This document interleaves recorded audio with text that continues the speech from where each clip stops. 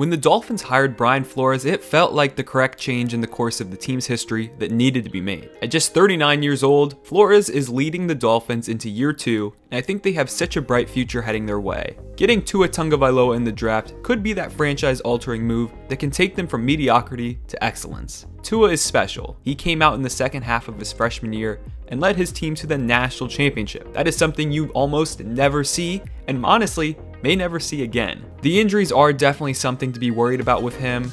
He's had hip injuries, he's had wrist injuries. I mean, that's the only reason of concern with Tua. But in my opinion, taking Tua will not be looked back upon as a stupid decision, especially with based on how the world is right now. I mean, they couldn't even meet with him to get that injury report anyway, but they've probably had good insiders to get it, and that's why they obviously took him. This was the perfect risk to take by getting a good player and a great person that can lead the team. Now for Coach Flores, well, Flo, as the players call him, is a very serious coach that has worked hard in his journey. I think he is about as perfect as it gets for someone that the players can relate to, as well as getting the job done. What sticks out to me the most is the 2019 team started out 0-7, and it looked like they were going to be in tanking mode, but yet Flores was able to get his guys to rally and finish the season 5-4. You don't just turn around like that and produce when it looked like you were in talent depletion mode, getting rid of your star players. I mean, the team's leading rusher was Ryan Fitzpatrick, and honestly, I don't understand how they beat the Colts, Eagles, and Patriots. Everyone thought it was tank city for them. However, it turned out to be nothing of that nature. They went into camp and the players didn't know where this team was heading, but to finish the year strong shows improvement and shows this team can win. That week 1 loss to the Ravens, everyone thought this team was done, but they built off that loss and definitely turned it around. I mean, you can't even name a player on their offense as a playmaker, honestly, and that's what makes this turnaround so special. Flores grew up in a tough part of Brooklyn, New York called Brownsville, and was always on his toes growing up. His humble beginnings is what makes him such a great leader for the locker room. Brian was able to get a scholarship to Poly Prep, which was a private school, and that was a real eye-opening experience for him. Flores' escape was on the football field, and as a defensive back turned linebacker, Flores played linebacker at Boston College from 1999 through 2003, but injuries prevented him from playing in the NFL. Brian was one of the top prospects in the New York City area, and Boston College was a home for him, and he had such a close relationship with his family, he wanted to be near home while getting a great education. Brian's wife said he learned a lot to become a coach because of his mom. His mom was strict on him, made sure that her kids were always home to keep them safe, especially if they were not in extracurricular activities. Flores doesn't care where you are from or what your situation is. You just have to do what you are passionate about, and having support can make all the difference in the world. And he just wants people to be the best version of themselves and pay it forward to help others. Now, after Boston College, Flores wanted to become a coach. And in 2004, Flores joined the Patriots as a scouting assistant, and that same year, they would go on to win their 3rd Super Bowl title. Flores was a part of what is known as the Patriots 2020 Club. And this club is very exclusive, where you work 20 hours a day and make $20,000 a year. He became a pro scout in 2006 for the Patriots before moving to the coaching staff as the team's special teams coaching assistant in 2008. He did a lot of scouting for the Patriots, and I think that's what's created such a great mindset for how to build the right team. His title was then changed to assistant coach offensive special teams in 2010, and he was named defensive assistant in 2011. Then in 2012, he was named safeties coach, and he was then named linebackers coach ahead of the 2016 season.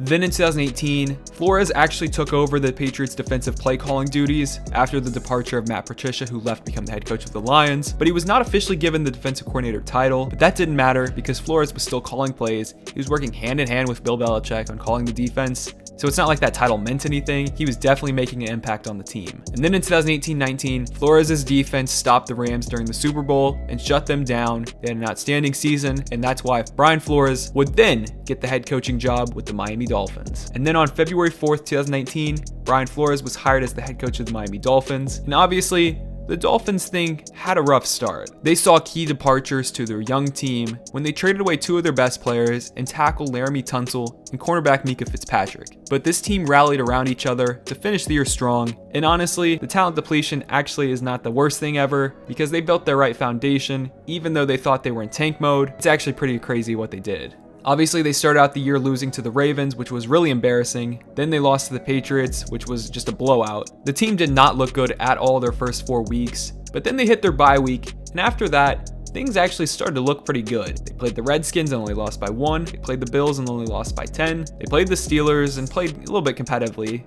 even though they started out 0-7. And they were getting criticized pretty hard, but then they went on to win 2 straight games versus the Jets and the Colts. And then they went on to lose to the Bills and the Browns. Then they beat the Eagles at home, which was a huge win. Then they lost 2 more games, but then they finished the year really strong and won their final 2 games versus the Bengals and the Patriots.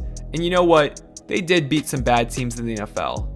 But there's only 32 teams, everybody has a 53-man roster. So yeah, they still beat up on bad teams, but I don't care. A win's a win, and this team did show signs of improvement. The Dolphins were a top 6 least penalized team in the NFL last season. And the defense is really what stands out to me, and that is Flores' specialty. And having a quarterback like Ryan Fitzpatrick, he can really help mold the young guys. He seems like a leader. He might not be the most talented player ever, but Ryan Fitzpatrick definitely has a great leadership personality to him that can help shape the young players in the locker room, especially the guys that are not the most talented, but are hard workers. I mean, Pro Football Focus supposedly said that Flores is a huge draw for free agents, and guys really want to play for him. And during the 2020 offseason, GM Chris Greer, and obviously Coach Flores, built a great defense by getting corner Byron Jones, linebacker Kyle Van Noy, and defensive end Shaq Lawson to help solidify this team on defense. And honestly, I'm not the biggest fan of spending in free agency, but these guys, all I can think, come in there and help be leadership veterans